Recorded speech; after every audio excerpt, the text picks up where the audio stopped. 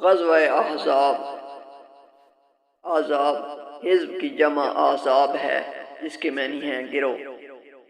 چونکہ اس لڑائی میں کفار کے بہت سارے قبائل نے مل کر مدینہ کی ایک چھوٹی سی ریاست کو ختم کرنے کی کوشش کی تھی اور حملہ آور ہوئے تھے، اس لیے اس لڑائی کو احزاب کہا جاتا ہے۔ غزوہ احزاب کا ایک دوسرا نام ہے غزوہ خندق، چونکہ اس جنگ میں مسلمانوں نے مدینہ کے ارد گرد خندق کھود کر اپنا دفاع کیا تھا، اس لیے غزوہ احزاب کو غزوہ خندق بھی کہا جاتا ہے۔ اس کے اسباب کیا تھے؟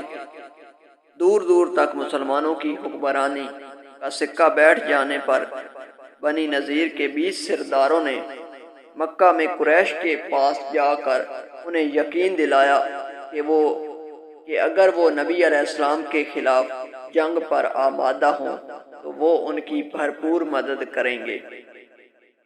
اس کے بعد یہودیوں کا یہ وفد بنو غطفان قبیلے سے بھی ملا اور انہیں بھی اپنے ساتھ ملا لیا۔ پھر ان کا پروگرام بن گیا کہ ہم نے لڑائی کرنی ہے۔ طے شدہ پروگرام کے مطابق جنوب سے قریش، کنانہ اور تہامہ میں آباد دوسرے قبائل نے ابو سفیان کی سرکردگی میں 4000 جس کی تعداد تھی نے مدینہ کی طرف کوچ کیا۔ جب یہ لشکر مرو زہران پر پہنچا، وہاں پر قبیلہ بنو سلیم بھی اس میں شامل ہو گیا۔ مشرق کی جانب سے کئی قبائل جن میں فزارہ، مرہ وغیرہ شامل تھے اور دیگر قبائل بھی اس میں شامل ہو گئے۔ جب یہ سارے اکٹھے ہوئے تو ان کی تعداد 10,000 کم و بیش کے قریب تھی۔ 10,000 کا یہ لشکر، جب مسلمانوں کو اس لشکر کی اطلاع ملی کہ لشکر جرار کفار کا ایک مدینہ پر حملہ آور ہونے والا ہے، تو نبی علیہ السلام نے صحابہ کرام سے مشورہ فرمایا۔ حضرت سلمان فارسی نے خندق کھودنے کی تجویز دی۔ ہر 10 افراد کو 40 ہاتھ خندق کھودنے کا کام سونپا گیا۔ نبی علیہ السلام نے اس موقع پر اللہ سے دعا فرمائی، اے اللہ، زندگی تو بس آخرت کی زندگی ہے، بس مہاجرین اور انصار کو بخش دے۔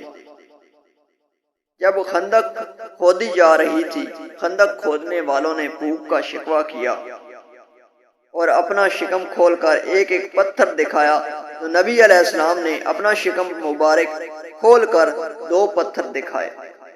جامعہ ترمذی میں اس حدیث مبارکہ کو نقل کیا گیا ہے۔ اس موقع پر حضرت جابر بن عبداللہ رضی اللہ عنہ نے بکری کا ایک بچہ ذبح کیا اور ان کی بیوی نے تقریباً 2.5 کلو جو پیسے اور نبی علیہ السلام کو کھانے کی دعوت دی۔ تمام اہل خندق، جن کی تعداد 1000 تھی، سب لوگوں نے سیر ہو کر کھانا کھایا، پھر بھی گوشت کی ہنڈیاں اپنی حالت میں برقرار رہی اور گوندا ہوا آٹا بھی اتنا ہی رہا۔ یہ اس موقع پر نبی علیہ السلام کا یہ معجزہ رونما ہوا۔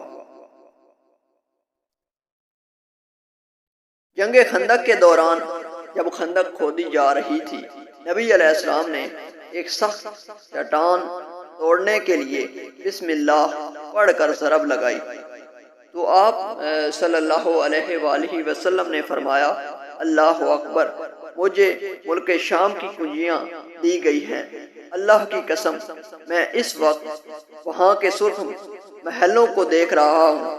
پھر دوسری ضرب لگائی تو فرمایا، مجھے فارس دیا گیا ہے، میں اس وقت مدائن کا سفید محل دیکھ رہا ہوں۔ تیسری ضرب لگانے پر فرمایا، مجھے یمن کی چابیاں دی گئی ہیں اور میں صنعاء کے دروازوں کو دیکھ رہا ہوں۔ نبی علیہ السلام نے شمال کی جانب خندق کھدوائی۔ کیونکہ نبی علیہ السلام جانتے تھے کہ مدینے پر اتنے بڑے لشکر کی یورش صرف شمال کی جانب سے ہو سکتی ہے۔ غطفان اور ان کے نجدی ہم سفر 6000 نفری لے کر آئے۔ نبی علیہ السلام نے 3000 مسلمانوں کی نفری کے ساتھ کوہ صلہ کی طرف پشت کر کے قلعہ بندی کی شکل اختیار کرنے کا حکم ارشاد فرمایا۔ اس جنگ میں مسلمانوں کا کوڈ تھا حامیم، ان کی مدد نہ کی جائے۔ مدینہ میں اس موقع پر حضرت ابن مکتوم صحابی کو حاکم مقرر کیا گیا۔ قریش کی جماعت میں سے 3 افراد نے ایک تنگ مقام سے خندق پار کر لی۔ عمر بن عبد بود، اکرمہ بن ابی جہل اور زرار بن خطاب۔